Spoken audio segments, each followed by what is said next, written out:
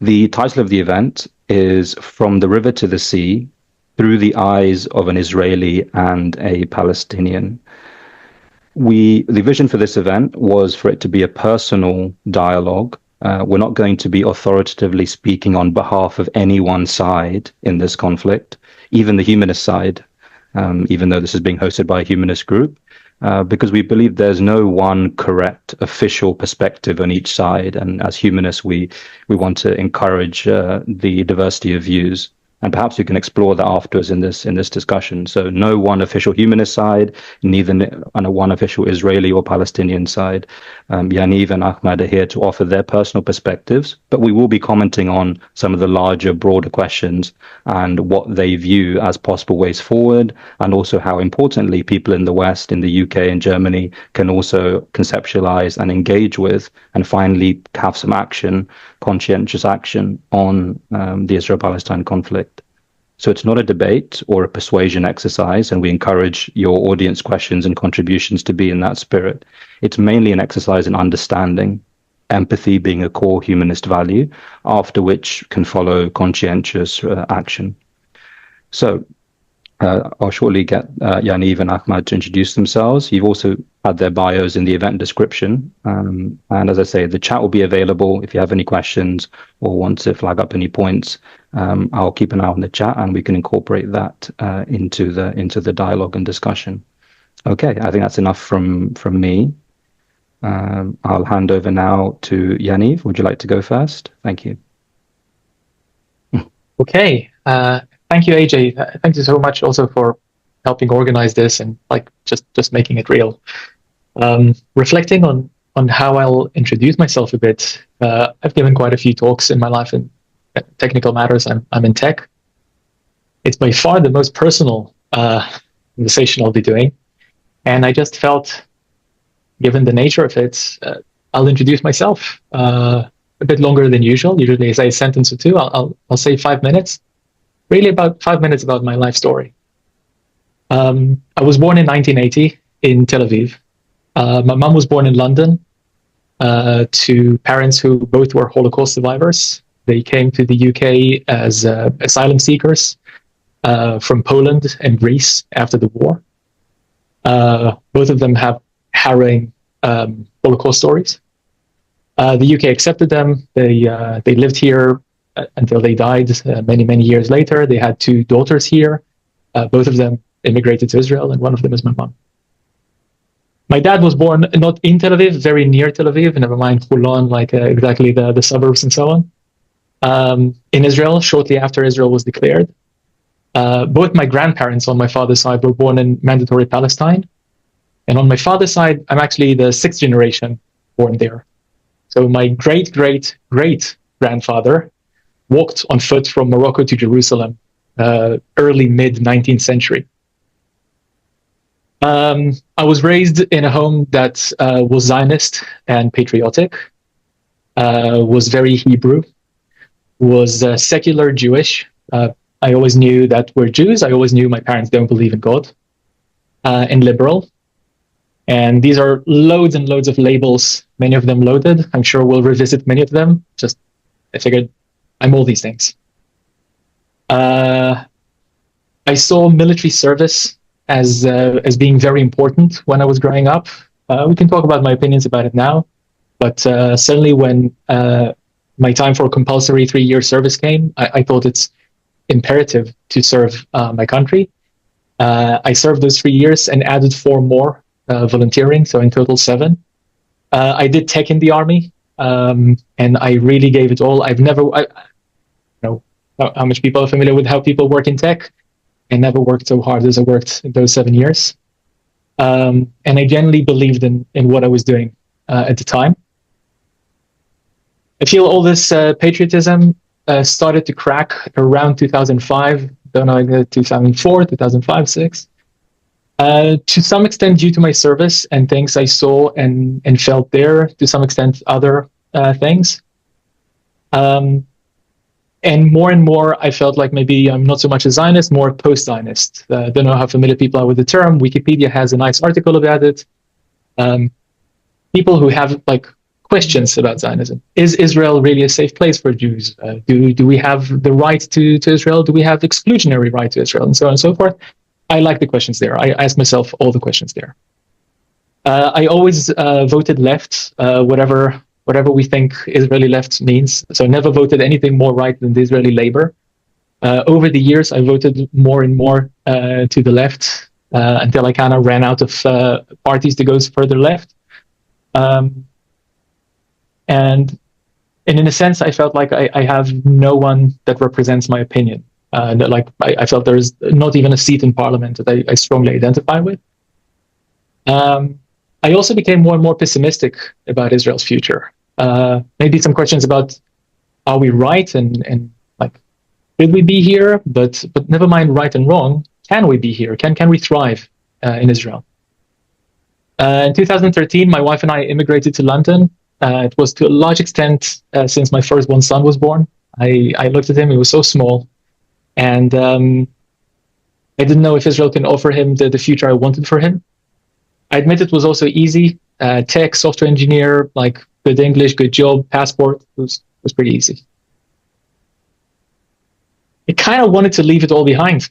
I wanted to allow myself, if I could, and to allow my children a chance to not to have to deal with this conflict, which, no matter your opinion, it's consuming all of you if you're there.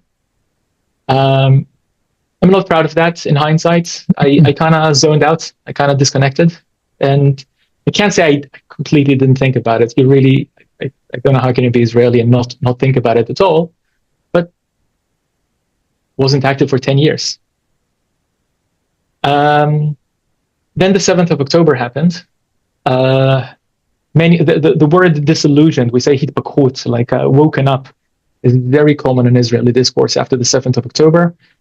Oftentimes, it tends to mean I was this much left, and now I understood I have to move to a more hawkish stance. I also feel disillusioned in the sense that what was can't be, and I feel a disillusionment from the possibility of disconnecting, right? If you don't steer the country you live in, someone else will steer it. And I thought, what should I do? And after much thought and thinking about the UK as my new home, I joined Humanists UK formally. I always thought I'm a humanist. I don't know if I had the label, but now I'm a card-carrying member. I try to be more active. I'm substantially more active in that regard. And here I am.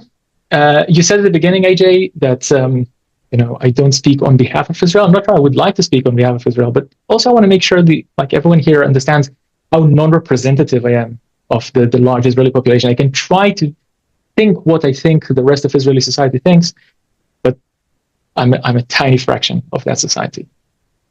Mainly, my most important aim is to speak with you, my fellow humanists and fellow Britons. Israel-Palestine keeps coming up in our discussions, and I felt, well, I'm a humanist and I'm Israeli, and I know Palestinians. How about we'll have a conversation? So, thank you so much, Ahmed, for being here. I also really hope this can do something for Israel or Palestine, right? My focus is in the UK. This is where I live. But if we can do something, that'll be fantastic. The situation, we all know the situation. I want to finish with a quote from Yehuda Halevi, a Jewish poet. My heart is in the east, and I in the uttermost west. And I feel that way. Thank you, Yaniv. Ahmed, thank you again. Over to you, or AJ, over to you back. No, Ahmed, please. Thank you. Thank you very much, Yaniv, for your words. I actually feel the same, like you say. And thank you also, AJ, for inviting me to be a part of this evening.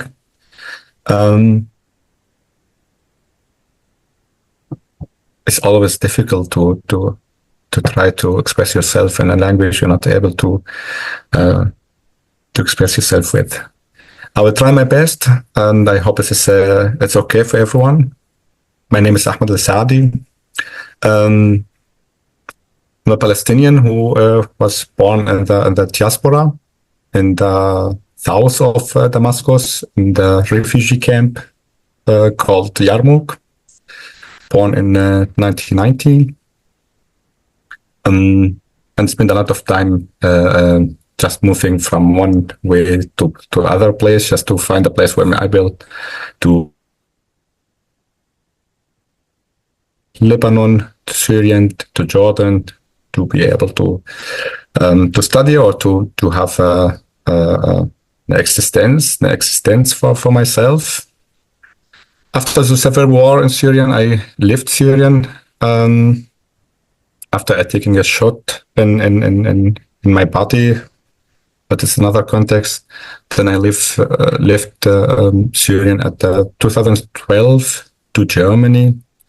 And I asked for asylum here in Germany in 2012. And since this time, I'm living in Germany. Was working in the refugee work in several places like the Red Cross and the Malteser and this kind of work until the 2020. After this, it was a time for me to follow my dream and also to follow the topic which really important for me, because this I was looking for a way to be able to be active for the Palestinian issue in Germany. So I decided with also another Israeli person, also another group of a German person, to establish the project Shalom and Salam in Germany, in Stuttgart, as a possibility for me to do something for this topic here in Germany, to be able or to just to try to do something from outside of Israel-Palestine for the Israel-Palestine, because I think that the people inside of this place are not able to see really which kind of possibility there is, which kind of possibility to live as a humans together in one place, not depending on your religion or your origin. My life in Germany also changed a lot of my perspective about all this topic. And also this conflict to be born as a Palestinian in the diaspora, that means you are stateless. That means you don't have really any kind of legal status. And the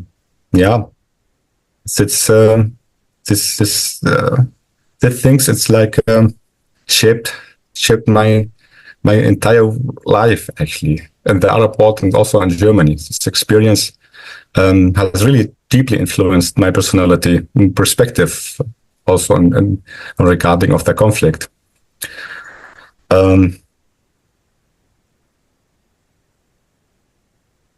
This conflict has also affected, even I'm not born, I was never ever in Israel or Palestine because it was not possible for me, but also as a Palestinian who born in the diaspora, this conflict affected every phase of my life.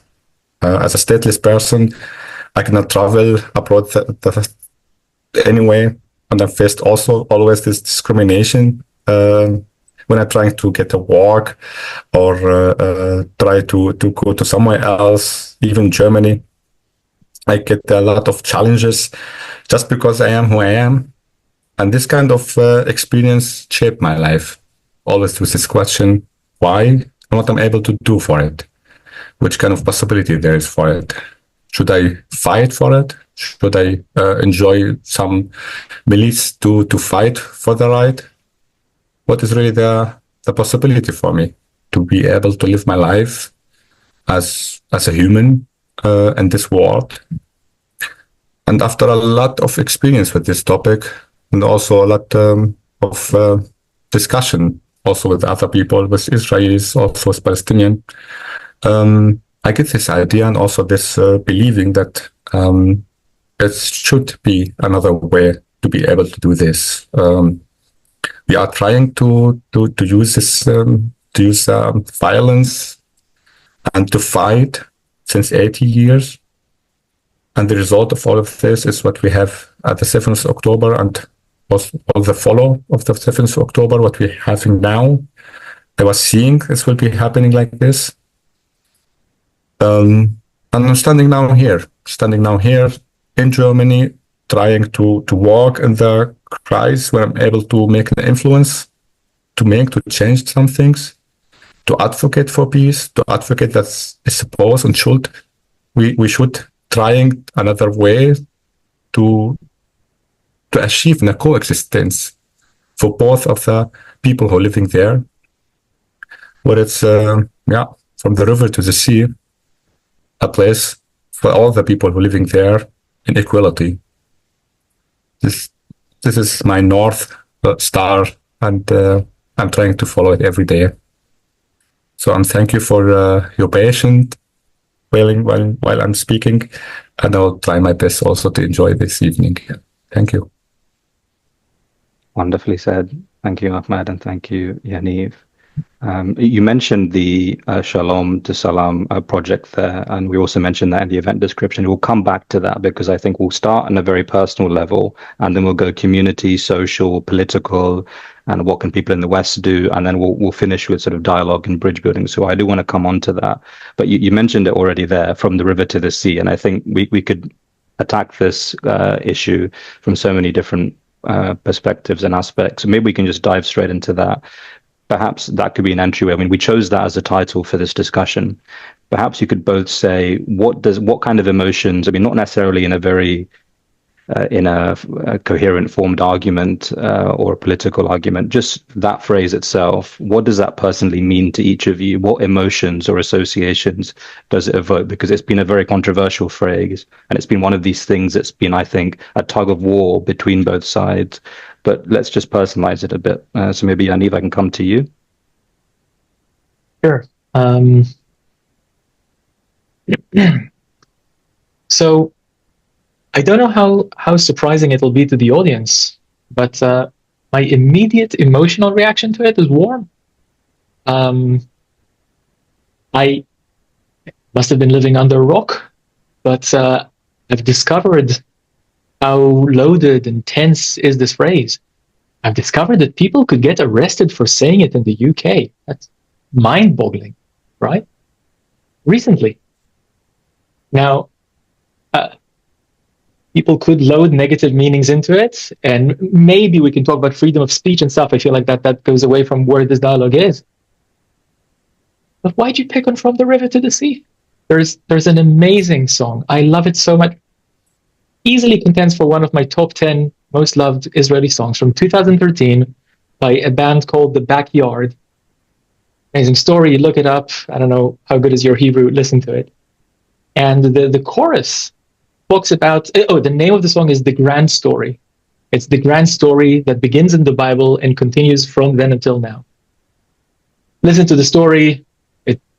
I feel it tells the story of the land from the Zionist perspective, and then changes to like a joint perspective. Right? Exactly to this third narrative or third perspective, or solving the problem together that I believe in so much.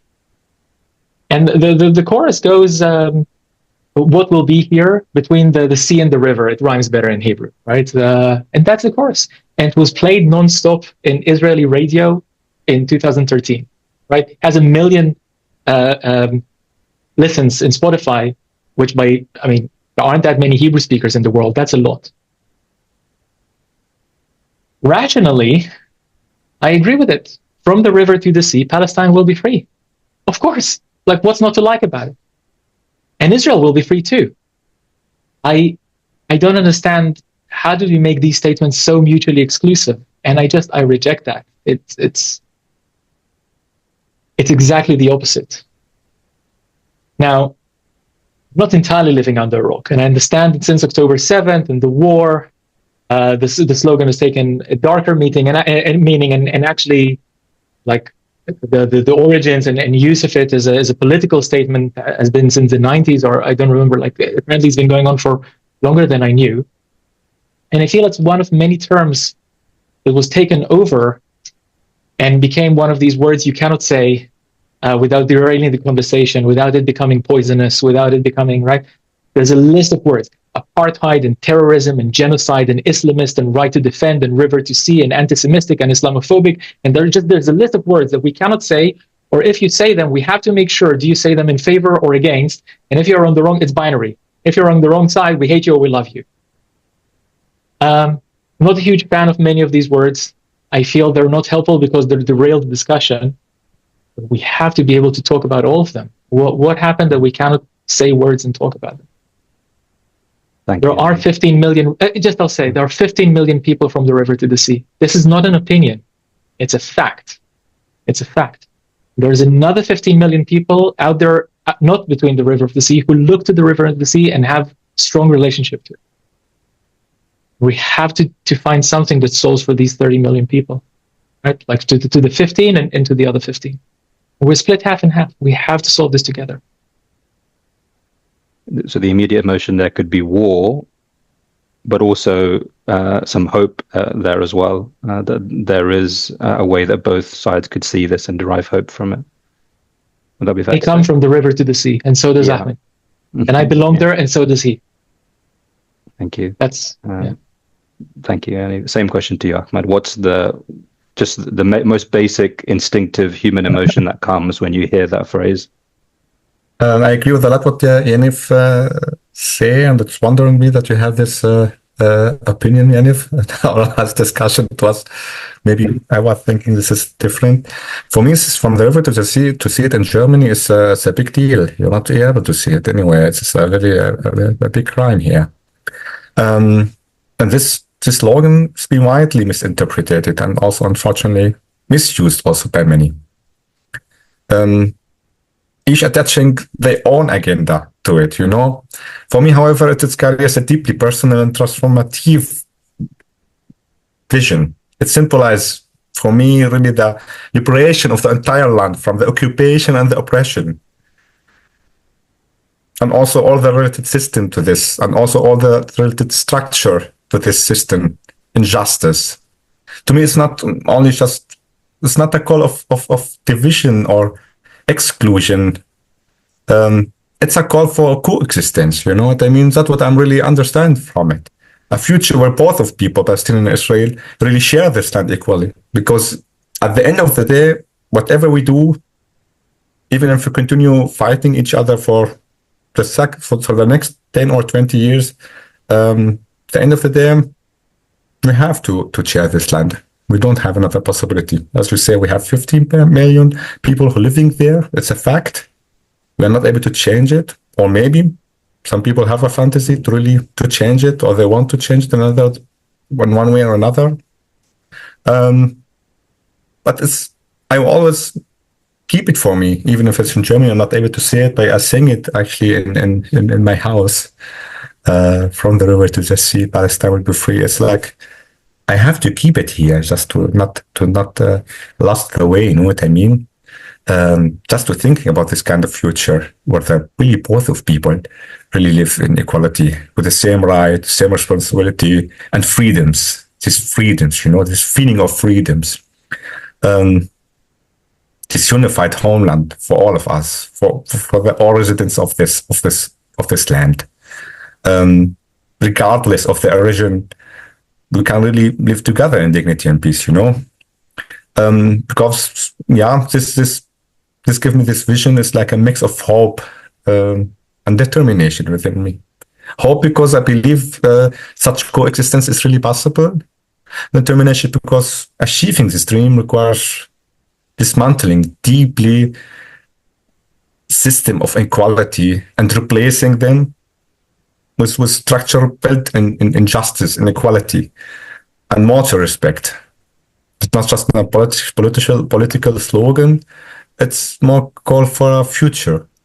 You know, it's depend on which idea you want to load this slogan. But unfortunately now, as you say, it's like a call for. Yeah. Mm-hmm. Yeah, that makes sobering thought. Thank you, Yaniv and Ahmad there. Ahmad, I want to come to you next. I mean, Yaniv mentioned before, he alluded to his being situated in the UK and becoming active in the humanist community. But I think I'd like to hear, and I'm sure our audience would like to hear more about you deciding to be an activist in Germany, and especially in Germany at this time, because Germany's relationship with Israel, and could you talk a bit about that? How you feel being an actor? Because you could be a Palestinian, kind of quiet, under the radar. We're not having a public profile, but you're not. You're not just surviving. You're not just happy to be there. You're being, an activist, and considering the German authorities' crackdown on Palestinian voices. How has that affected you, again, personally? I think this will be the last question on the personal aspect of both of your situations, and we'll move on to the social aspects. But how do you personally feel right now being an activist in Germany? Oh yeah, I will start like this. Living in Germany, first of all, it's being a part and being also a part of the Palestinian diaspora in Germany has provided me actually with a unique vantage point to observe the Israeli-Palestinian conflict from a distance, also from another perspective. The separation from the immediate realities of the region of the place of the land allowed me to step back and saw the conflict entirely, especially with the part of Europe and but the Jewish also how the Jewish living also in Europe, especially in Germany. So I get another perspective about the whole story,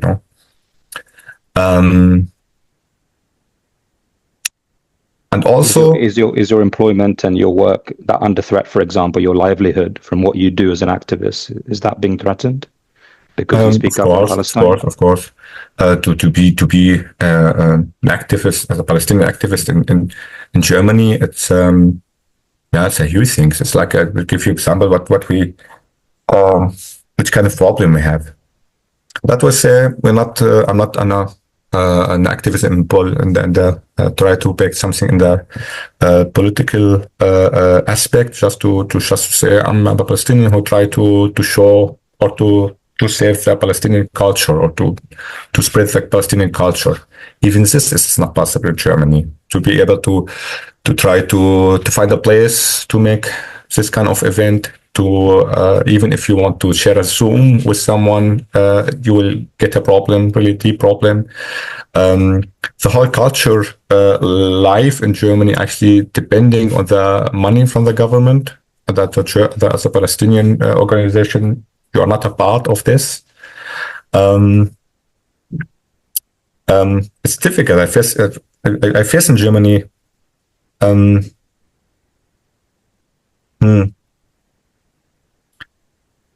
This reality is actually it's not easy to say it in English. Have you considered stopping? For example, has that crossed your mind that okay, maybe to keep my job, to keep my ability to survive? I would say it another way. I established this project, Shalom and Salam. From the beginning, it was first of all, I make a strategic to be able to establish this project. So I say, first of all, I not have to speak about the Israel-Palestinian topic about this. So I will try to bring the Jewish community and the Arab community together, because my opinion and also my strategy was, first of all, we have to meet each other, of course, before we discuss about anything else.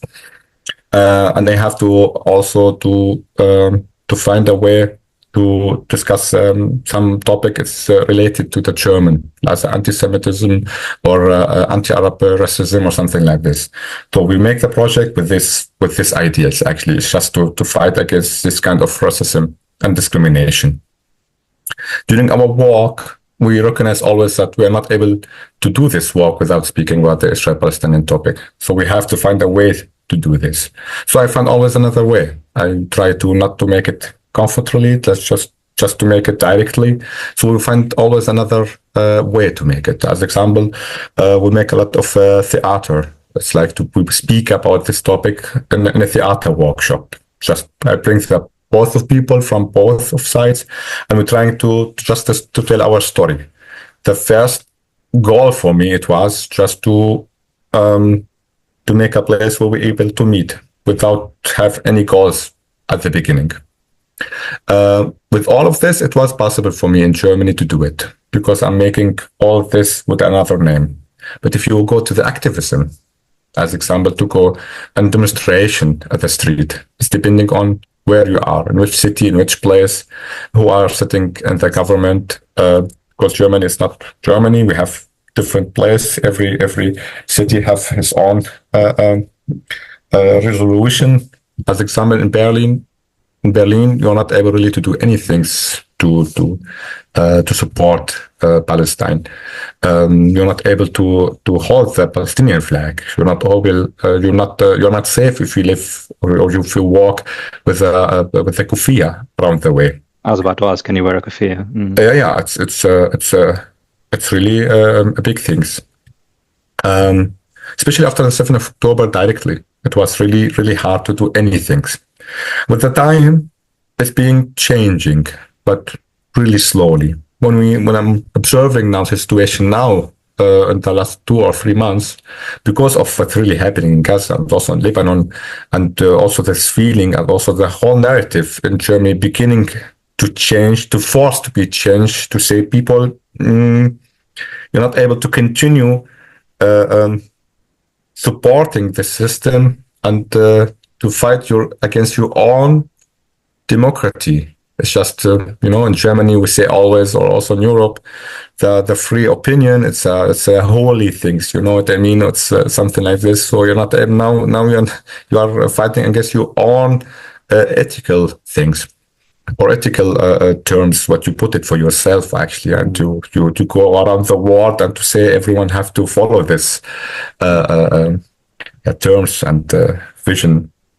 And Germany lose with this war, I think, with the narrative wars, with to trying to stopping the people to express themselves, actually make it worse, because the people now beginning to radicalize themselves.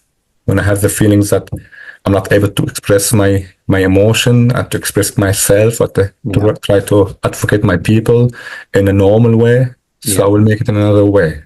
Mm-hmm. It's a natural response to repression. Yes, it's a natural response for this. Yeah. And now that the German government are going to think, oh yeah, what we make. Yeah. In some part of the land, we have another a way to deal with the Palestinian activism. So they allowed it in one or another way. Mm-hmm. But in another place, it's until now, as in Berlin, really with the police violence, they shut up every mouth who say Free Palestine. Yeah. Shocking. Thank you, Ahmed. Yaniv, if I can move to you, and now moving from the personal aspect of this more towards the community and social aspect with this question. You mentioned before that you're a minority view, perhaps in your family, certainly in the wider Israeli and diaspora community. How does that manifest in your life? How do you try and solve that problem? Someone in the chat asked, for example, if you have family members or other Israelis that you meet believing that that land belongs fundamentally to the Jews, the whole of mandatory Palestine, because of the Bible, and again, we're a humanist group, so that religious aspect is always, we're quite sensitive to that and aware of that. How does that manifest for you, and as an activist, when you're trying to confront that kind of split in your community? How do you resolve that?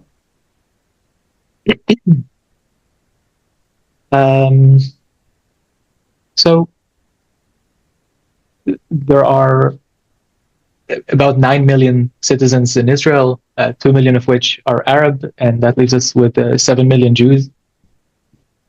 I hate making that distinction. I really don't like that Israel, in many ways, there is a classification of citizens, but in the context.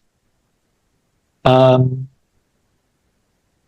7 million, I think, aren't homogeneous, and I feel are often understood to be homogeneous. Right? The Jewish community in Israel. There was a famous speech by the Israeli president. The president is a ceremonial figure in Israel, right? The prime minister has executive power. The president is more like, the monarch. He gave a speech in 2015 and spoke about the 4 tribes that make up Israel. The secular Jews, the national religious, the ultra-Orthodox, and the Arabs. I think I think it was a good representation 2015. It's not perfect. You can't describe 9 million people, including the Arabs, like with 4 statements. But I think it's a good approximation for 2015. We can try to talk about changes in the last 10 years, especially since 7th of October and so on. But still, I feel I'm not keen to paint Palestine with the color of Hamas. I'm also not sure we should be too keen to paint Israel with the color of the last year. And if I try to understand Israel as I grew up in it, and Israel as I think is better representative of it, I come from the secular community, and it is the one I think I understand best. In there is a mixture of sentiments, right? Like there's a mixture of like what I do to how I speak to how I think. There is a lot of questioning around, is there a partner? You have someone to speak with. Yeah, it sounds nice, Yaniv. Where is the Palestinian that will speak like with you? And that's a concern. It's also something I understand more and more, of course, exists on the other side. Do you have an Israeli that speaks like that? And I think it's important to understand that my opinion is a tiny minority. But I think there are probably millions of Israelis, at least 1 million. I wouldn't be surprised if 2. That's huge in Israel, right? That are pretty close. And we can talk about why they're not there. Mm. But though they're skeptical, I don't think they come from a stance of, well, it says so in the Bible, it's our land, like no Arabs get out. They're afraid, they have practical concerns. But there is nothing they would want more. Millions of Israeli Jews that would call themselves Zionists, nothing they would want more than justice and peace in Israel, from the river to the sea.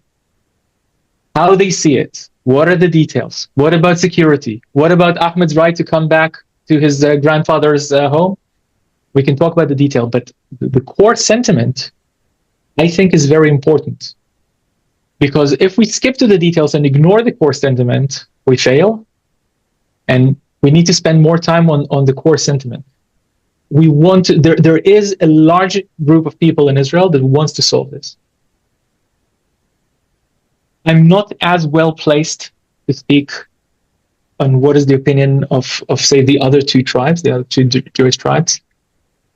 And also the diaspora as well, because in some cases, I know, for example, from the Indian context, speaking in other contexts, mm-hmm. sometimes the diaspora can be more hardline than the actual people living there. You know, they can get ahead of them because they're kind of almost overcompensating for not living there. They want to have that connection. So what's the split in the diaspora, do you think? Is it mirroring those 4 tribes that you see in Israel? Hard to say. Maybe the UK diaspora. One other thing we spoke about is how much have I learned in the UK about the conflict. And I feel mainly I've learned how much I was disconnected from the Jewish diaspora. How much it's difficult for me to connect with these people. Like I don't understand their thinking. I don't understand many of these things. Still, I'm less of an outsider, I think, than someone who has no relation to it. In my sense, is yes, you can see both. You can see all perspectives. I feel there's a lot more to work with than we think. I feel there's a lot more to work with on the Palestinian side as well, right? Like it boggles my mind. Like it not boggles my mind. I can understand it, but that is the thing we have to work on. Where's your Palestinian friend that will speak like that? Well, here's Ahmed. You can listen to Samuel Sinjilawi. You can listen to Amir Muhammad, Ahmed Abu Ibrahim. Lots of people you can speak with. Sure, there are many more you cannot speak with. There are also many Israelis you cannot speak with. We have to focus on solving this together. And is that a common? So you said that where's your Palestinian friend who speaks like that? Is that a common thing that you find from, say, family or friends that you try and raise this topic with? Yes, and it is a challenge to be fair, right? Like I think we should talk at some point about the radical peace camp in Israel, which I don't feel like is a tiny minority that has been like fighting for peace, working for peace, campaigning for peace, and so on. And I don't fully connect with them either, because I feel there's non-trivial group of people that have essentially adopted the Palestinian narrative. And I think there are two narratives in the land. They're both true, they're both wrong, and they're both impractical. We're not going to solve this from the river to the sea homogenously. Like, the whole land will be one country, or the whole land, like one view is right. One binational state, yeah. We need to most importantly work together and talk together, and be able to talk together even if we disagree strongly. And we don't do that. So, that's anti-Semite. I don't want to speak with you. You're an anti-Semite. That's Islamophobic. I don't want to speak with you. You're a Zionist. I don't want to speak with you. Well, you have to speak with these people. If you don't want to speak with them, maybe you'll speak with me. I speak your language. It's easier for you to speak with me. Maybe on the Palestinian side, there's someone for whom it would be easier to speak with Ahmed.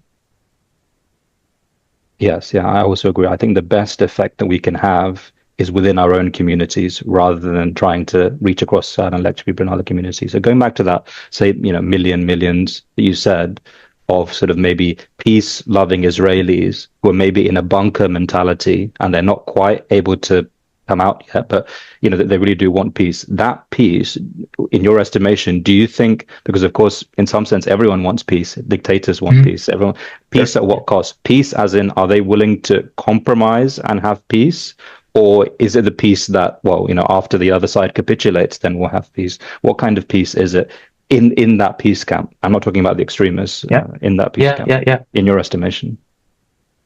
So this is really the camp that is easiest for me to speak on behalf of, and I can speak from personal experience. I was in this camp, right?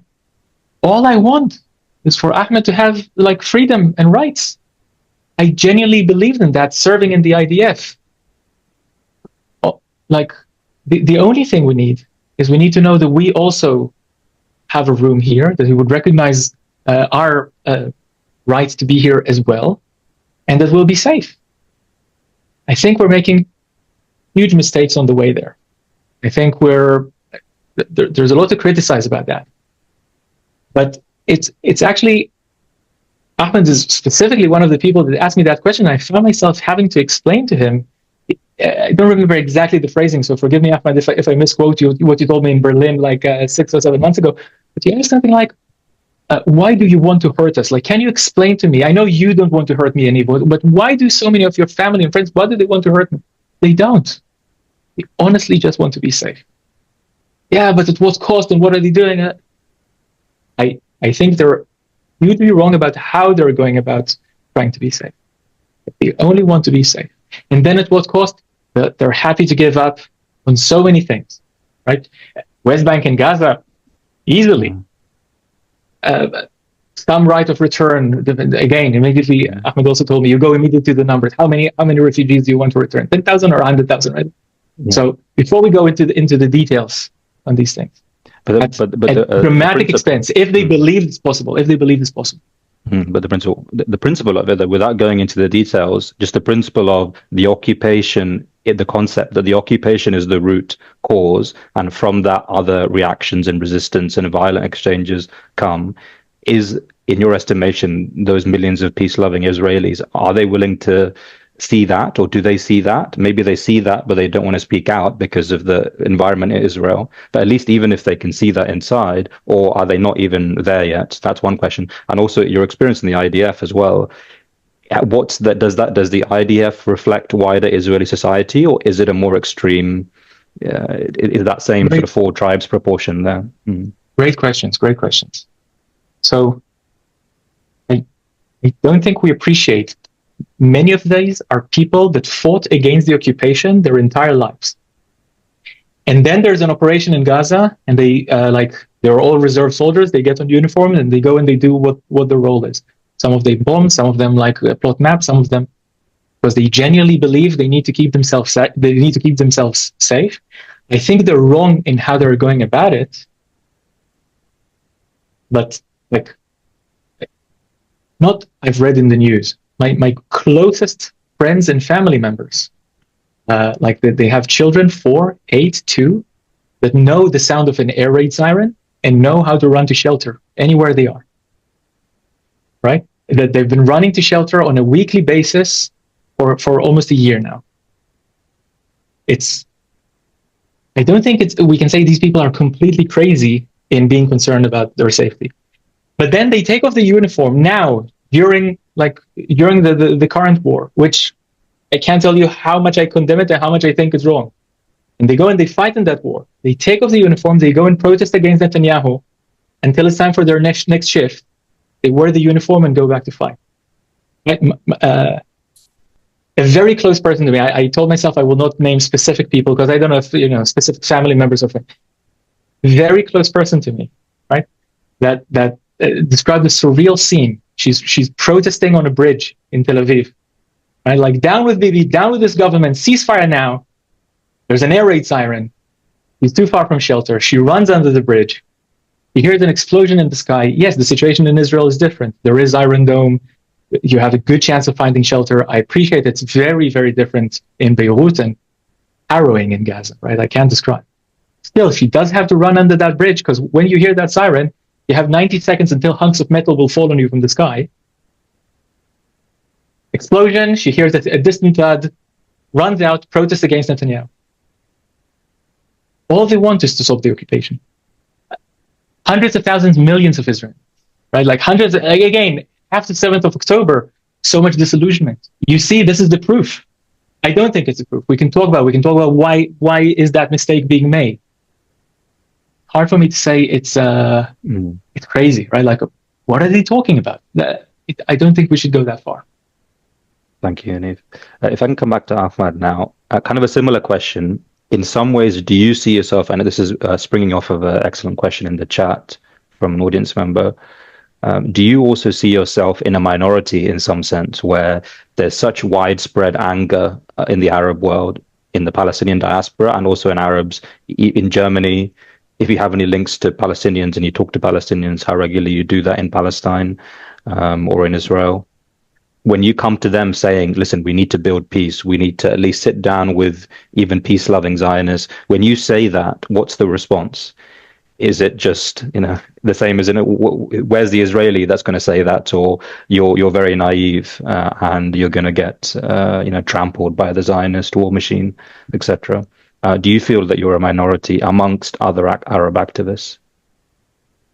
Actually, I'm able to understand both of the sides. Also from the people who are speaking about the peace and to achieve the peace, and from the people who are saying it's a bullshit, we will not be able to reach anything with it. In the Palestinian community, there's a dominant sentiment, as a profound sense of pain, loss, and betrayal, decades of occupation, displacement, and suffering have left really a deep scars, I think, and also we're trying to negotiation since 35 years until now, or 31 years. And for the Palestinian people, it was for a huge minority, actually, the things we have something we said always, what we be taken with a fire, you have to return it with a fire. You know what I mean? It's you have to. Nobody will come and to give you your right if you don't fight for it. You have to fight for your rights to be able to achieve it. And actually, I agree with this. I have to fight for my right. Nobody will come and will give me my right if I don't ask for it, if I don't fight for it.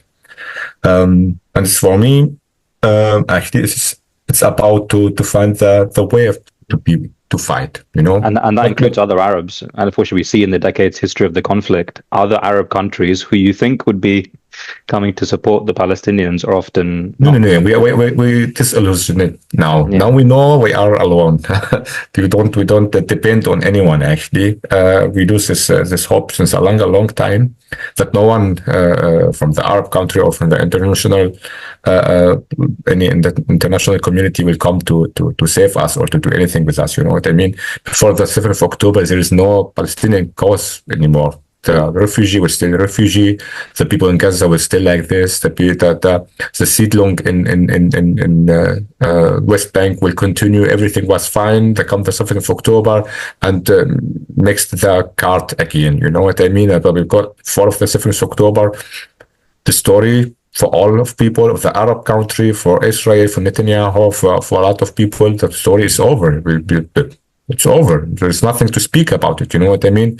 Because it was something like the 7th of October for the people who, yeah. You know, it's different to justify something or to understand something. You know, to be able, you have to see the whole things to be able to understand it without having to justify it. You know what I mean? To be able to not have the same scenario in the future. What we have until now, and I think the Israeli people are beginning to feel like this. They say, we fight a long time in Gaza. We do everything. We have the best weapons. We throw it there. We make the whole place really like a Hiroshima and Nagasaki. But the missiles still coming to us. We don't still really feeling ourselves safe. One of the dialogue, I will have to tell a story. One of the dialogue group I was on it, they say, yeah, we find a lot. We speak about the details, what we have to do, which kind of peace we have to achieve with all of details and everything. It was really a nice vision. And then comes the question, how we be able to make it, to achieve it, to really practice it. And I say at that time, some things really something really big have to happening.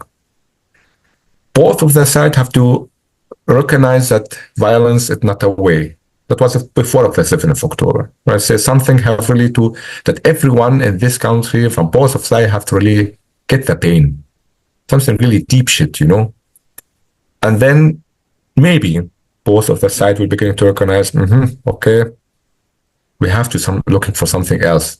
Then we'll be able to come with our story and with our vision and to say, people, here we work a lot on the details and be able to give it to you. And when you say that, so when you say, for example, even that saying both sides have to recognize that violence is not the way, I also believe that as well, personally. But I want to come on to this as well, moving more to the wider aspect of the conflict. What's the best thing, or what can people in the diaspora and also other citizens like me who don't have a personal ethnic connection to the conflict, if we say, yes, we support non-violence, which is a humanist value, are we kind of telling the Palestinians how to resist? And that's why is that very unpopular? So when you say to your Arab activist colleagues or other Palestinians, listen, we have to find a way towards non-violence, some people see that as a betrayal. Some people see that as, and I understand why they see that, because they say, you from the privileged West are telling Palestinians how and where to get angry and what not to do. And for example, Arundhati Roy and many others have said, even though I'm not a violent activist, I'm not going to sit here and tell people under occupation how to resist. What do you feel about that? It's true what you said. Maybe I have to make a difference. For me, what is really interesting is when I say free Palestine, I speak to free the people there. The people are the focus of me, not the land. The land is a place where it's really have a deeply meaning, but and the people are holding on to connection for it. I have a deeply connection for it, and it's just actually the big dream of my life is to go back there. But what really important for me is to free the people there. The life of the people there was really interesting for me. When I say I have to fight for my right because this is the only way, nobody will come and give me my right. Even here in Germany, I fight for my right just to be to have a German passport.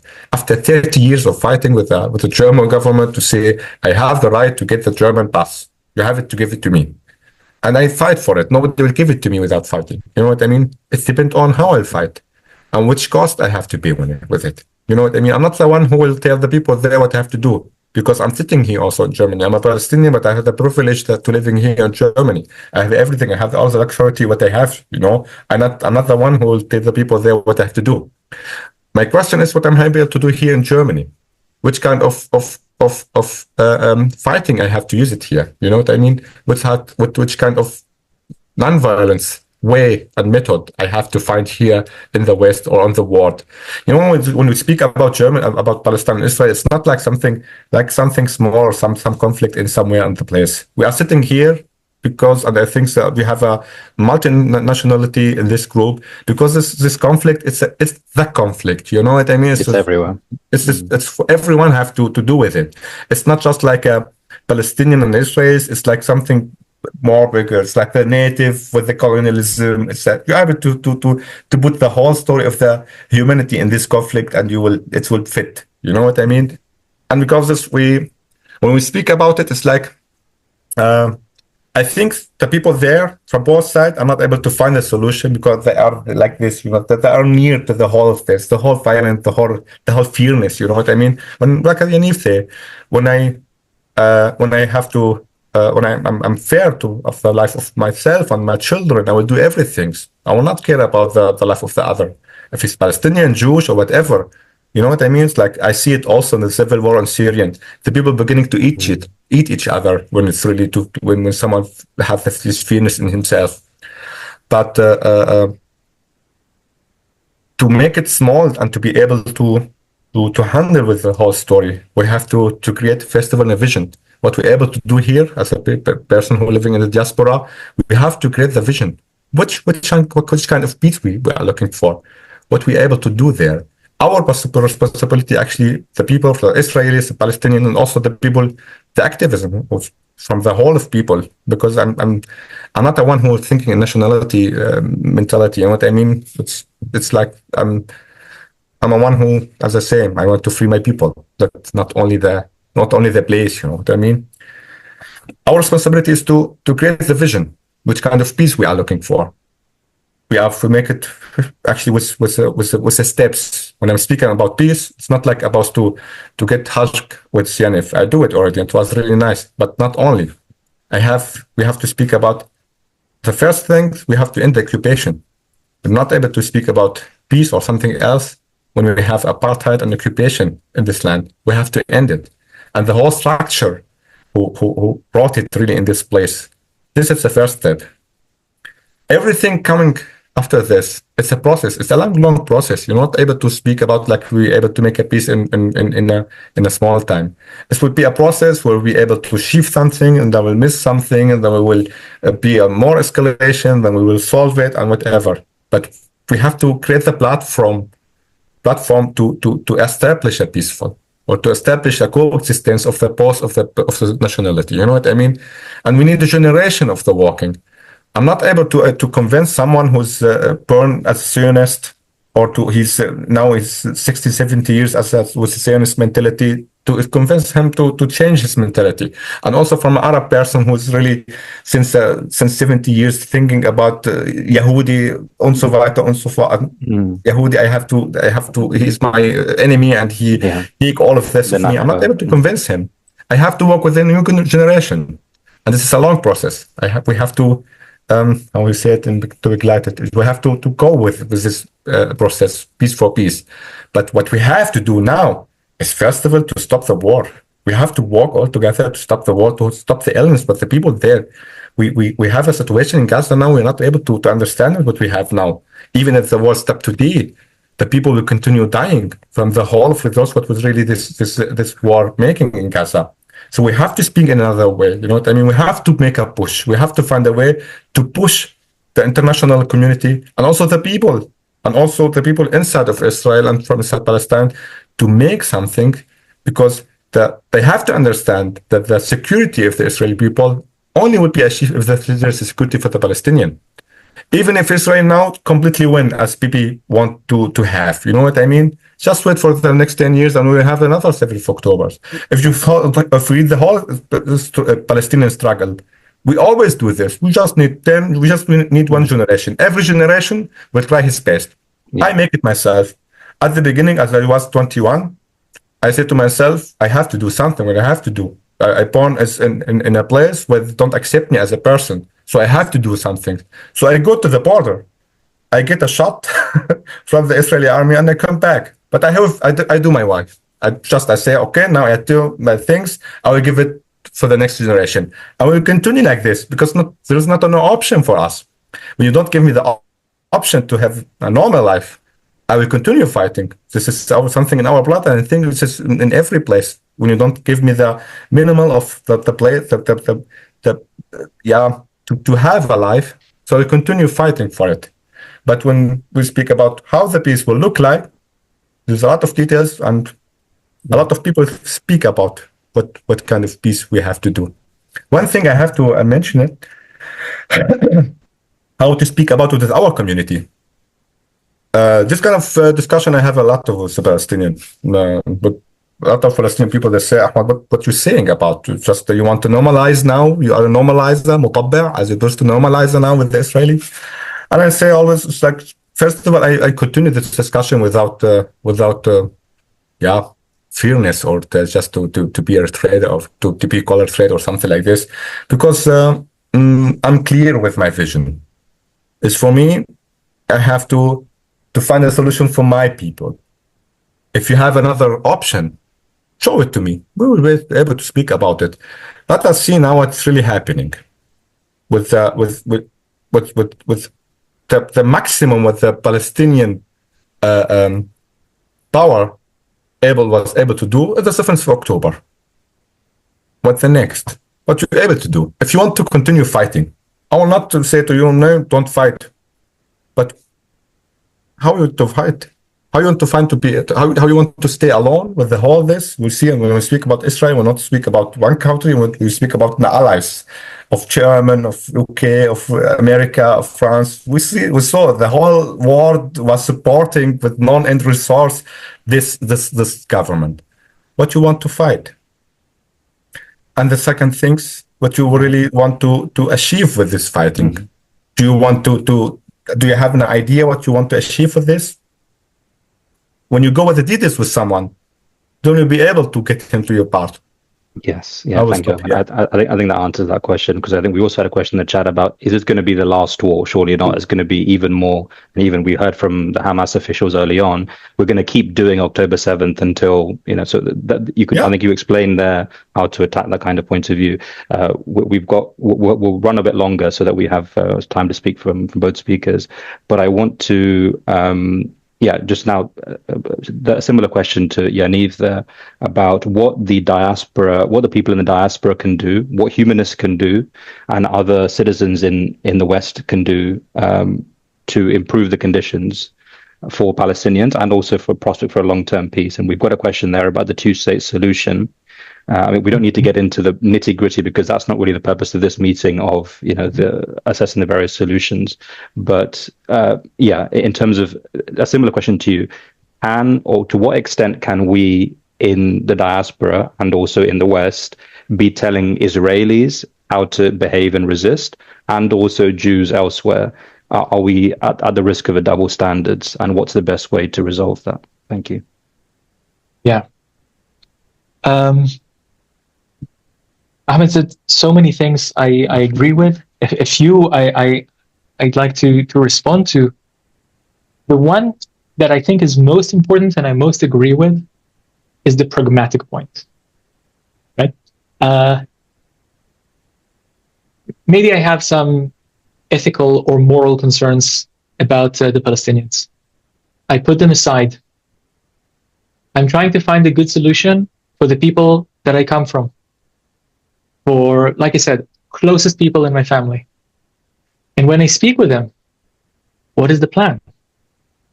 What is the plan? I'll say something, I don't know, I don't want to go into too long a detour, but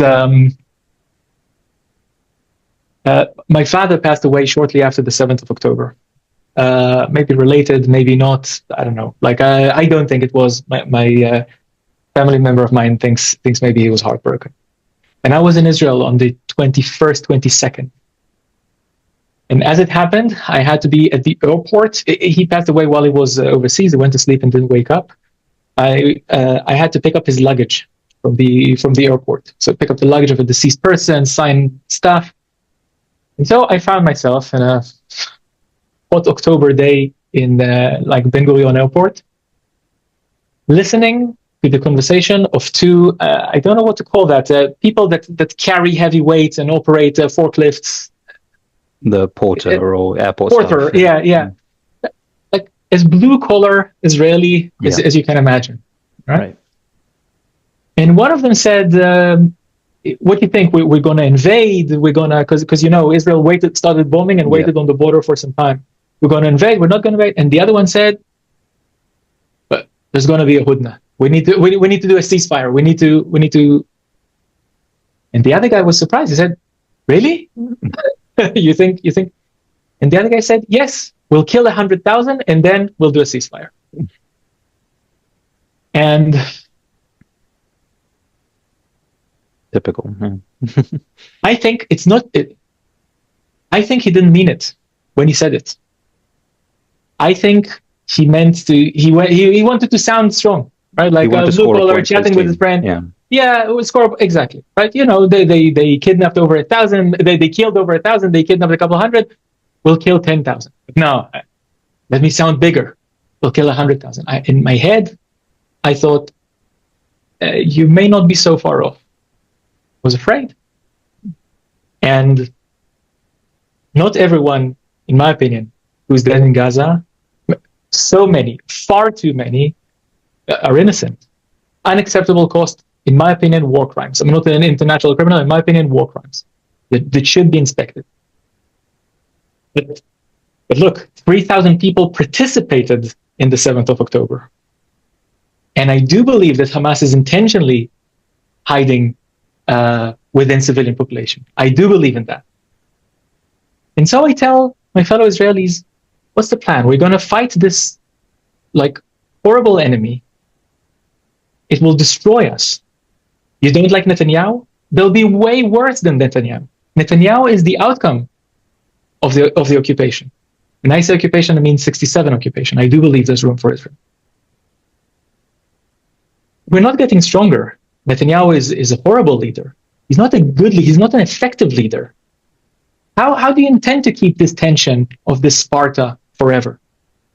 Okay, maybe we can prevent the next 7th of October. What about the next one? What about the next one? For another 10 years, for another 50 years, what's the strategy? Is the strategy really eradication? I don't think people appreciate how much Israelis recoil from that. A porter might say 100,000, throwing it to a friend in the airport. There are 7 million Palestinians. It's not a strategy. That's not what people are thinking. So what are they thinking? They're thinking time is on our side. They're thinking there's no one to do peace with. We have to be strong. We have to defend ourselves. If we want to do peace now, we'll do peace in 10 years. If we want to do peace in 10 years, we'll do in 20. If we need to kill 100,000, 50,000, 10,000, they're terrorists. We'll kill as many as we need. And also that there's the slow killing of the starvation and the siege. We're not gonna get what we want. If I was Palestinian, maybe I would ask on my side, what's the plan? Okay, you'll do a 7th of October, and then what? You intentionally want to anger the Israeli lion, armed to the teeth with all the weapons from all the world. Sure, maybe Israel, the UK will not sell arms to Israel. Is this really what you want to bet on? How much longer will this war last? A year, 10, 100? So my argument to the Israeli side is a practical one. Thinking about ourselves, we need to end this war and we need to start talking. Thinking about ourselves, we need to figure out what is the future solution. Israelis have a deep, deep fear that I don't think people can understand. Yes, there are only 7 million Palestinians and we have all the F-35s and the atomic bombs, and we don't have atomic bombs, and the submarines and the tanks and so on. But there are 465 million Arabs in the world, 2-something billion Muslims, and many Israelis see that as one war. Right? Israel is being attacked now from 7 fronts. I think they're wrong. It's difficult to say they're imagining it. The drones from Yemen, funded by Iran, explode in Tel Aviv with no warning, killing people. It's not that crazy as an Israeli to think about that. And they're not seeing just the 7 million Palestinians. The whole world is against us. We have to be strong. My argument is to go back and be practical. You cannot be that strong. What is the strategy? How do we reach them in that bunker mentality, that victim mentality? Of course, it's natural to see everyone as the enemy. Like Ahmad was saying, everyone's abandoned us. The Kurds feel the same. Everyone's abandoned us. Victims often have that. But how do we reach them in that psychology? And especially from the West, especially from the UK, any even light criticism will be seen as a traitor, even by Jews. So how do we overcome that? Few things I'll say. First is a diaspora. I speak the language, I understand the mentality. I'm getting further and further away.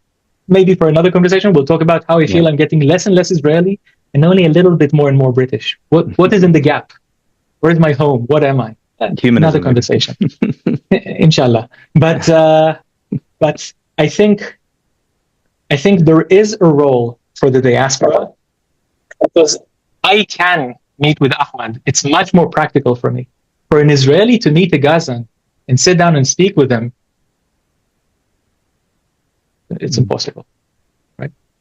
And it was made impossible by people who want to make it impossible. They don't sit only in Jerusalem in the Knesset. I don't know who replaced Sinwar. That person does not want Israelis and Gazans to speak either, right? In a sense, it's deformed. And Netanyahu and Hamas were, in a sense, collaborating.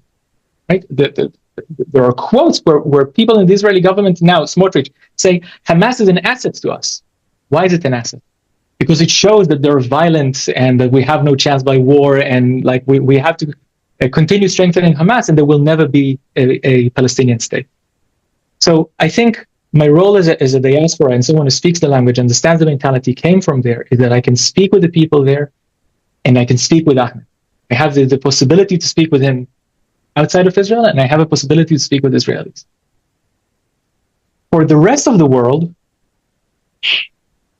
I understand what you say about anything we say is immediately seen as anti-Semitism. I understand the sense of betrayal in Israel, especially among those at least million people who could be allies. People who spent their adult life fighting against the occupation, that never imagined to vote for Netanyahu, are protesting Netanyahu for 2 years straight. Week after week, I'll send you pictures sometimes, AJ, right? And we alienate them. Because I don't think the West is coming off as actually thinking about 15 million people from the river to the sea. Well, look what you've done in Gaza, now what can we do? Well, I don't know. I read a little bit. It actually sounds to me a bit like slavery in the US. So you're the colonizer, then you need to go somewhere back. Go where? Ahmed told me that I look like him. It's a big compliment for me. I don't know if it is for him. I do. Look at my skin color, look at my language, look at my culture. It's not that I have nowhere else to go because in Europe the Nazis would kill me. I have nowhere else to go because this is also my home. Of course, it's also his, but it's also mine. I'm not saying it's written in the Bible and because of that God gave me the land. But you dig in Jerusalem deep enough, you find points that I can read in my language. You find scrolls that I can read. It's crazy to say we don't belong in the river. It's flat earther. Mm-hmm. It's so strange to say that the Hebrews don't belong from the river to the sea as well. It's also crazy to say they belong from the river to the sea alone and that there's no one else. Is the world projecting that? Is the world helping Israel understand that the world understands both the complexity but sets some boundaries? We won't tell you how to fight. We won't tell you how to defend yourself. Israel has the right to defend itself. Israel needs to explain what is its plan for Palestine. Israel cannot play a game of peace process for 30 years. And, we're playing with the peace process. Israel is in dire straits, and the world is in dire straits too. I don't know if you've heard about the US president. Never mind, we can talk about that another time. But Israel had the same prime minister for almost 20 years now. We like to talk about us being a vibrant democracy, this ruler who's been in power for 20 years. It's in dire straits. So what can the world do? I want the world to do two things, if I can ask, what can the world do?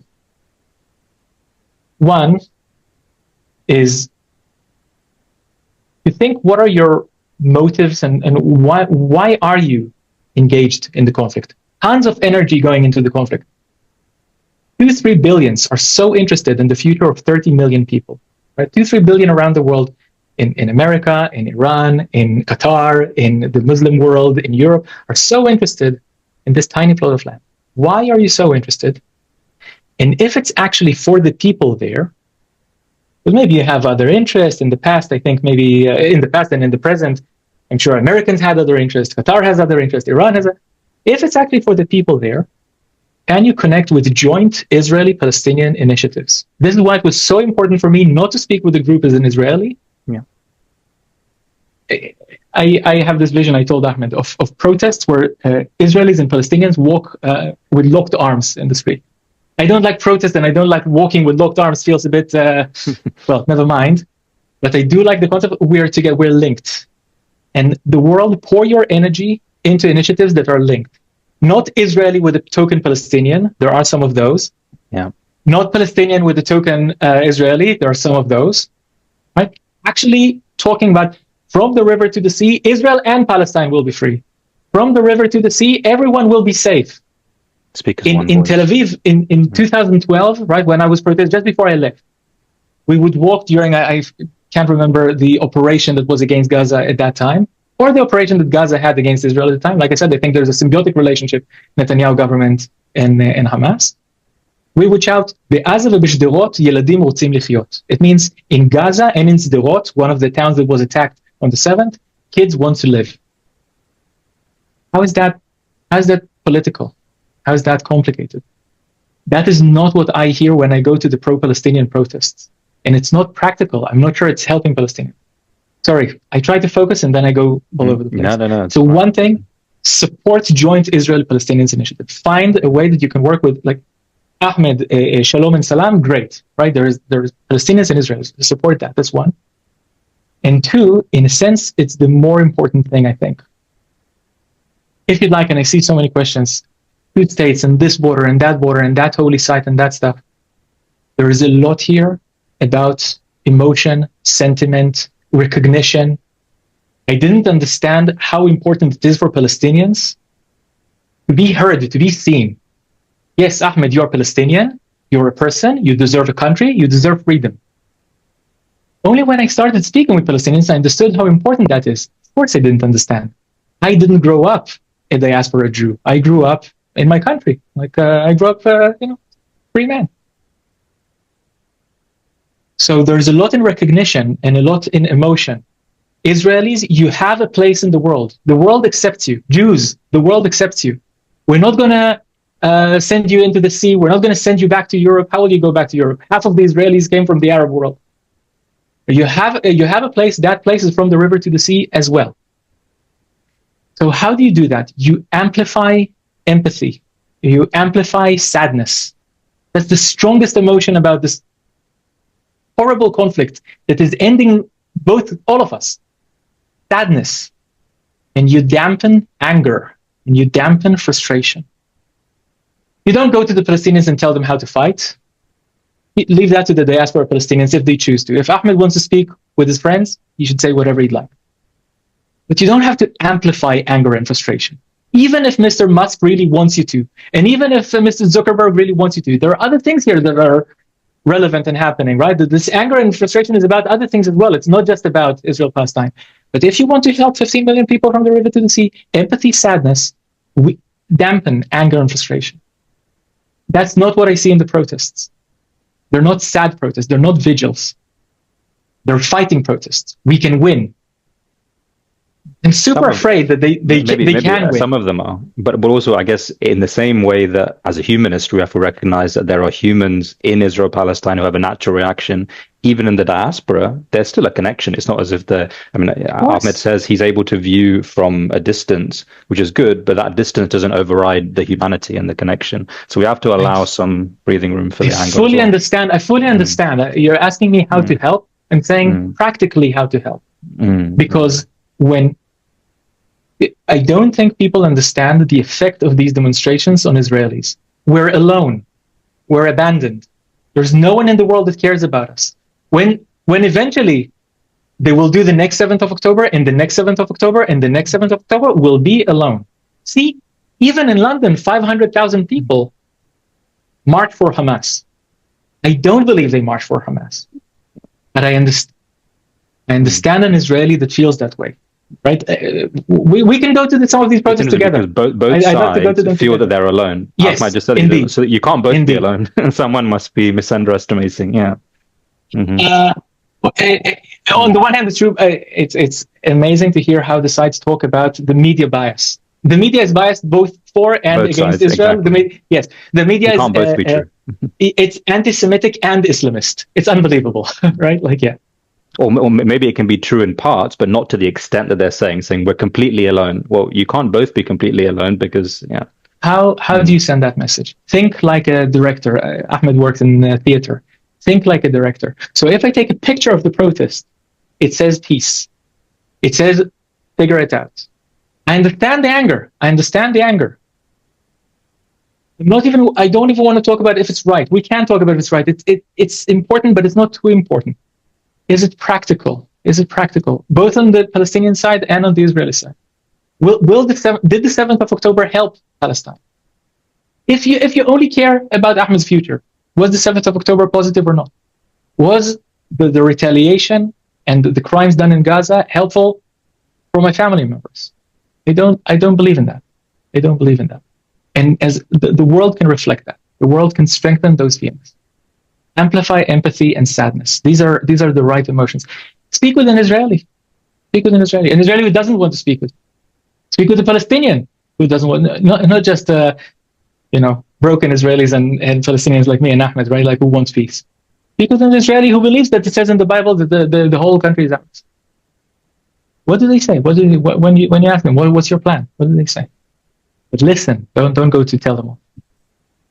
Yeah, that's always a danger, isn't it? Where we see even in humanist dialogue with other groups who are religious, and again, that's two different groups with two different beliefs coming together. The people that you get to come forward for the dialogue are already kind of the peace-loving people anyway. Yes. So you're not actually reaching the hardcore people that maybe need to be changed. But I still think it's worth doing, and I think being visible, you can reach wider people. Ahmad, did you have anything to say in response to what Yaniv said there? Actually, Yaniv say a lot, but I will maybe only repeat it. But I actually know what also to say. When you beginning to think pragmatically, Pragmatically, yeah, we understand. Pragmatically, it is about. I don't have to convince the whole 50 million to do some things. We speak always about this 1%. This 1% who is able to make the whole change, actually. We don't need Yaniv to speak about 1 million people or maybe 2 million people in Israel who want to make this change, who have really the power and the will also to make this change. And from the Palestinian part, there's more than 2 or 3 million who want to do this. And also the people of Gaza. They are always, but I think even the people who was with Hamas before, they also understand now the way of healing and the way of destruction is not the way what you have to do in your life, or there is another way.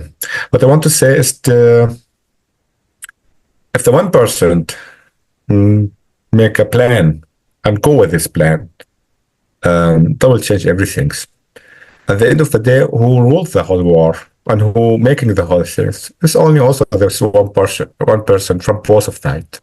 So we have to create a parallel place for who's this have the control now. Yaniv speak about the whole point, what we have to do or what we're able to do. It is for me. I'm a one who's not. I'm not against anyone. I'm not like anti-war or something like this, because I think when I'm doing something like this, I give a focus and energy for this opposite, what I don't want to see. What we have to make now is to create a new vision, just to make it clear what we want to do. We have really to have it clear. It's actually sometimes it's wondering me, after 8 years, I'm speaking with a lot of people, and especially with Palestinians, and I ask the question, what is your idea to free the land? Do you have an idea how it will look like? Nobody have an idea. The whole time we do and we fight and we make this and we make this, but nobody was able to give me this answer. Do you have really an idea of how will Palestine or Israel or the free Palestine will look like?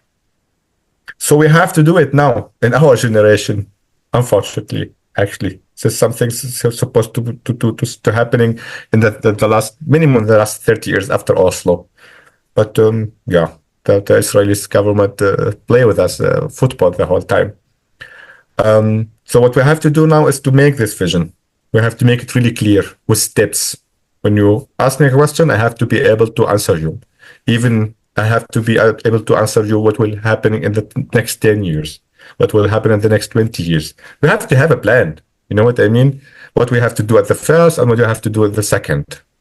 This is something we have to do it, especially the people who are in the diaspora are the one who are able to do this, because they are not engaged with the whole war now, and they have this possibility to see the perspective, and also they have the possibility to connect or to reach the idea to other people, because without the support from the international community, and I'm speaking here about the people, the international people like you now, will not be able to do nothing. You know what I mean?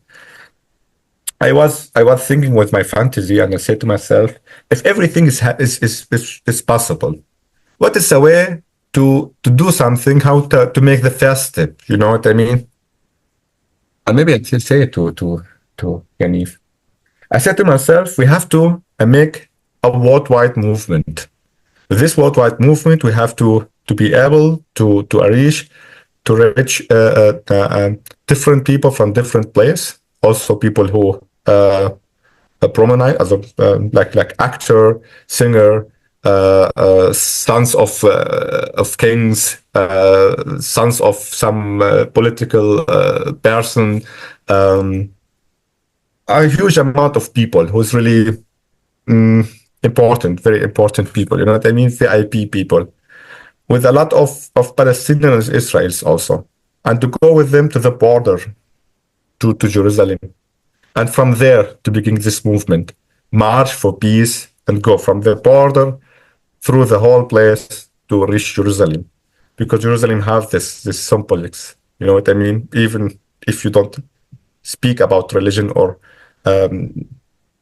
Jerusalem have this possibility to have this symbol in himself. You know, when we speak about Jerusalem, we speak about the city of the whole of the people. If something able to connect us, it's Jerusalem. Jews, Christians, yeah. And if you're able to go there and to make the place there, this march of peace there, and to reach the people there, and to have this, you know, to have this symbol of free. You make something free. You make Jerusalem free from the whole black energy. What's really happening there?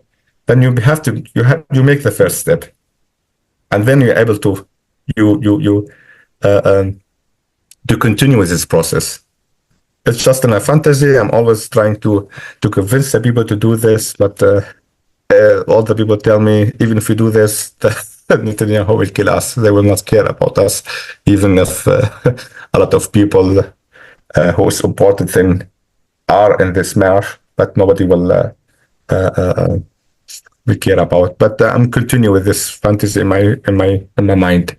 So as I said before, everything said Yaniv before, just focus to support the people who looking for peace. That means don't trying to fight against some things. Just to try to focus your whole energy and your whole focus and the peace. What you really want to do, and follow someone who really have a plan. What you have to do. just to have a vision about what you really have to do. And then you have to be able to choose your fight. I'm able to support. If really this fight is me, I'm really interesting to do something for this issue. So I choose my fight. I'm able to send the money. I'm able to make something with the media, with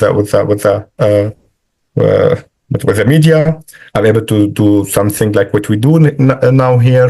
Everyone here have his own specialty, and he have the possibility also to support as a human being, really as a human, because I think this topic is about justified for the human beings. So choose your fight, find a way how to be able to support what you believe for. Yeah. Thank you. Do we continue? Do we have a time or the? Yeah, we're running a bit over, as we said at the start. We're running a bit over, but I think that's okay. I think we've covered a good wide range of all of the issues and all of the broad topics that we had prepared. Maybe we could just end with a final note from each of you. If there's anything that you feel hasn't been covered or any topic you want to emphasize, just to leave as a closing message. I'll just leave it open. We'll start with Yaniv and then Ahmad, and then I'll just give a note of thanks, and then we can wrap it up there. We'll go to Yaniv. Thank you.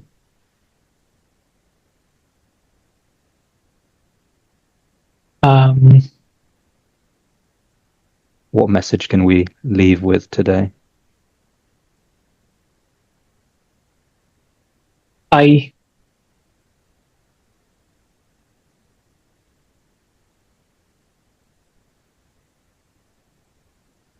think dialogue is the most important thing we can do outside of Israel and Palestine.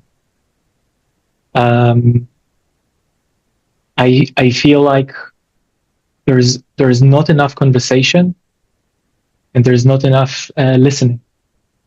And the diasporas, both diasporas, have more ability to do that. And like the third parties, I don't know what to call them, right? The people who are not Jewish or Palestinian, right? Like who are interested. Mm-hmm. The neutrals, sure.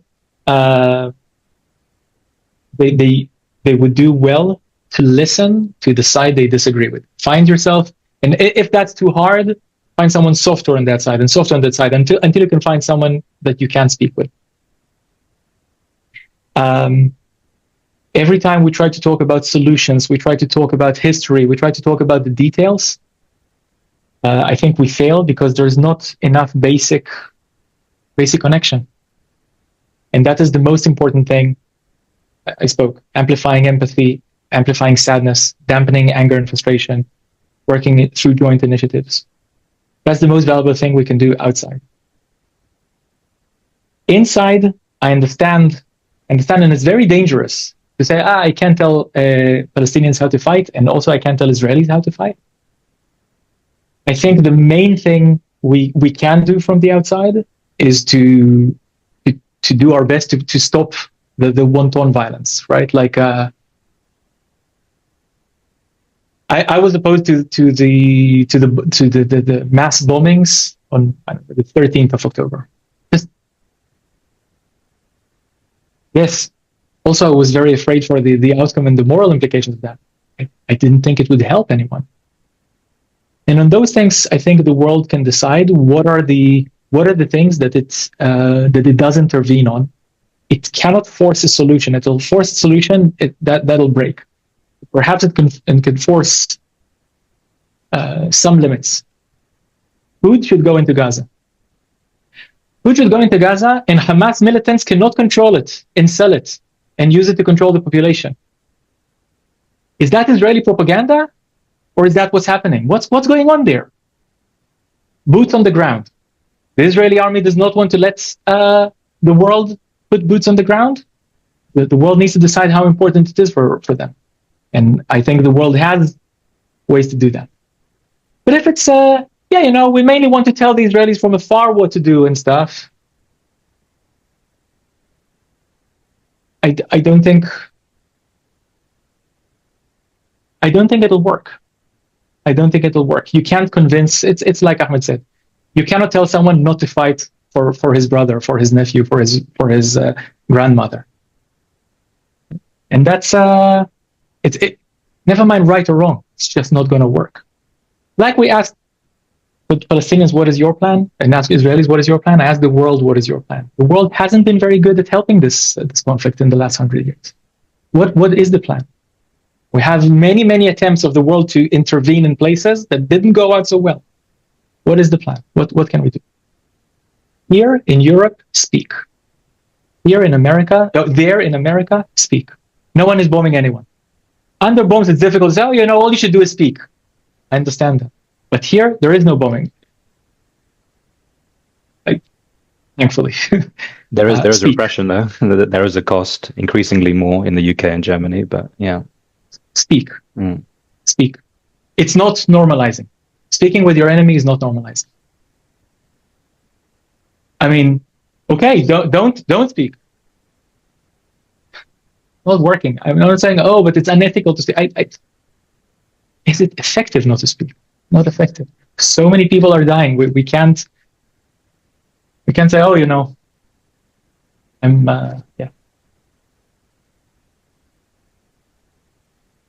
I have one more thing I'd like to say, mostly to the humanists, right? Like I'm a CLH member, and I see so many questions that I didn't answer. You can always speak with me. I feel just that's a bit, unrelated. It's not my message to Israelis or to Britons or to whatever. Just come to me at the next CLH walk. You can say any word to me, all the bad words. I have no problem with them. You can speak with me. Glad to have you. Thank you so much, and thank you, Ahmed. Thank you. Ahmed, any final word? I will make it short. Actually, I will also make my message would be I think especially to the people who living in the Western countries as well. You have to really evaluate to be conscious about the role and the influence what they really have here in Western Europe, and what they're able really to do. But I'm really asking, as a Palestinian, you don't have to fight for me. I'm not asking anyone to fight for me. I'm really ready to fight for my own freedom and my own self. But you have to stop supporting the machinery that enables our oppression really to do everything what they have to doing, what they are doing with us. This is really important. You know what I mean? It's to making without pushing our oppressor, will not be able to do anything. We will continue dying without reaching anything. And we don't have the choice to stop fighting. This choice is not the option for us. It's not like if we say, okay, I will stop now. What will happen with me? Nothing. You will die. So we don't have another option. I will die or will be displacement. So there's no option for me. So you have to be aware of your role and influence. If you really stop supporting this machinery, this is a good start, Peace and freedom are really universal rights. As long as I am not free, you're also not free. This have to be conscious for you. We are related. We are connected with each other. We have to have it in our consciousness that, that our destiny are really interconnected. So you have to stand up for justice, not just for me. It's just because, a pity, but because it's just the word benefits us, all of us, if we really fight for this justice. I believe that dialogue, empathy, and commitment to human rights are the foundation of just a lasting solution. And together we are really able to create a better future for Palestinians and also for Israelis and also the entire world if we have this aware in ourselves. And as I also observed the whole last year, that the whole world now able to change something together. We have this feeling that we are connecting now. So let us using this feeling, using this possibility what we have now in our time in the 21st century to do what we have to do. To free myself and to looking for the justice, not only for the others, also for myself. If I make it for him, I will not be also not any free. So I will make it short, and I'm really thankful for your invitation for this evening, and also for your patience with my English. I'd really do my best. And thank you, Yaniv. I'm really looking to see you again. And I hope so also. And thank you, Iji, also. Thank you very much. The pleasure was all ours, and no patience required at all. Thank you, Ahmad and Yaniv as well.